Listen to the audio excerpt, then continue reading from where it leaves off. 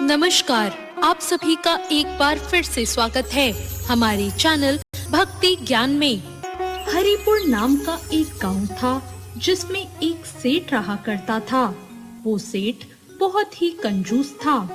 एक दिन सेठ के एक मित्र ने कहा, सावन का महीना है, चलो दोनों गंगा स्नान करने चलते हैं। नहीं नहीं भाई, मुझे नहीं जाना। सेठ कंजूस था ना, इसलिए वो कहीं जाने की सोचता भी नहीं था। उसी रात उसकी पत्नी ने कहा, सुनिए, सावन का महीना है, आपको गंगा स्नान करने जाना चाहिए। अड़ोस पड़ोस के भी सभी लोग जा रहे हैं। तुम सभी एक ही जैसी बातें कर रहे हो। आज हरिया भी तो यही कह रहा था। पता है, गंगा नहाने जाओ तो वहाँ पर भी पंडित पैसे मांगते हैं। पत्नी की जिद के आगे किसकी चल पाई है। आखिरकार उसे जाना ही पड़ा। गंगा पहुंचकर सेठ मन ही मन बोला, ओहो हो, यहाँ तो बहुत ही भीड़ है। चलो मैं कहीं ऐसी जगह देखता हूँ जहाँ पर भीड़ ना हो, नहीं तो पंडित बहुत सारा पैसा मांगेंगे। मैं नहीं देने वाला पैसा वैसा। वह चलता रहा पर उसको कोई घाट खाली नहीं मिला। चलते चलते वो शमशान घाट पहुंच गया। हाँ, ये जगह ठीक है। यहाँ पर तो कोई पंडा भी नहीं आएगा। शमशान घाट में भगवान शिव का निवास था। उन्होंने उसे देखा तो मन ही मन सोचा, अच्छा, तो ये कंजूसी के कारण यहाँ पर नहाने आया है। तो चलो इसकी कंजूसी की हद देखता हूँ कि ये कितना कंजूस है। जैसे ही वो नहाकर बाहर निकला, शिवजी ने कहा, जजमान दक्षिणा दीजिए। तुम कौन हो? यहाँ पर तो कोई पंडित नहीं था। हाँ, ये मेरा क्षेत्र है, यहाँ का सारा चढ़ावा मैं ही लेता हूँ। ठीक है, लेकिन मैं तुमको एक पैसा ही दे पाऊंगा।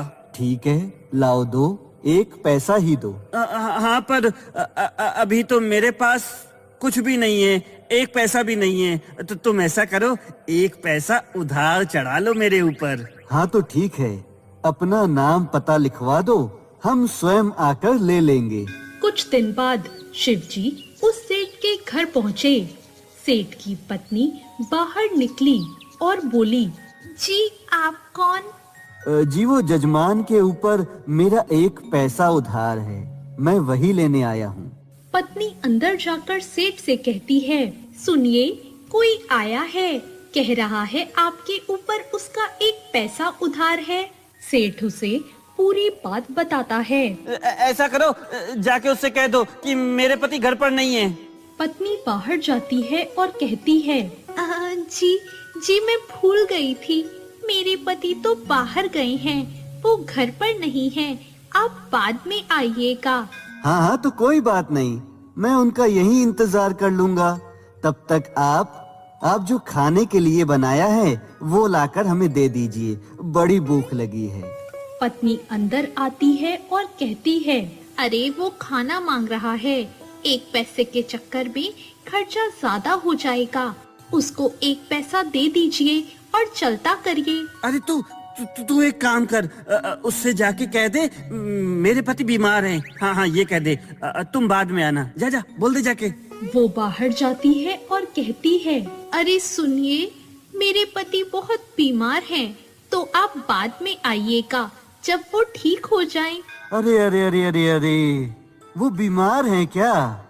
हाँ तो लाइए ना, मैं उनका इलाज कर देता हूँ। शायद आपको पता नहीं है, मैं एक वैद्य भी हूँ। पत्नी अंदर आती है और कहती है, सुनिए, वो कह रहा है वो वैद्य भी है, वो आपका इलाज भी कर देगा। अरे तो उसे भगा दे, अभी एक पैसा तो दिया नहीं है, पता नहीं इलाज करके कितना रुपया मांग लेगा।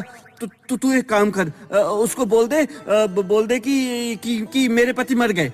अरे आप क्या फालतू की बात कर रहे हो, आप तो जिंदा हो, तो उससे इस तरह का झूठ क्यों बोलना? मुझसे बहस मत कर, जैसा बोला है वैसा ही कर। उससे जाके कह दे कि मेरे पति मर गए। जा बोल दे जाके, जा। पत्नी बाहर जाती है और कहती है, वो मेरे पति मर गए हैं। क्या बोल रही हैं आप? आपके पति मर गए हैं? हाँ तो उन्हें ले जाने वाला कोई तो होना चाहिए। मैं जाकर सारे गांव वालों को बुला लेता हूँ, ठीक है? शिवजी ने गांव वालों को बुला लिया और उसे शमशान घाट ले जाने की तैयारी करने लगे। सेठ मरने का नाटक करने लगा। जब उसे ले जाने लगे तो उसकी पत्नी बोली, अरे कोई रुको, ये मरे नहीं हैं, ये जिंदा हैं। हम समझ सकते हैं कि ऐसे में दिमाग काम नहीं करता है। तुम्हें धक्का लगा है ना, इसलिए तुम ऐसी बातें कर रही हो। अरे आप बोलते क्यों नहीं कि आप जिंदा हैं? कंजूस सेठ बोलता नहीं है।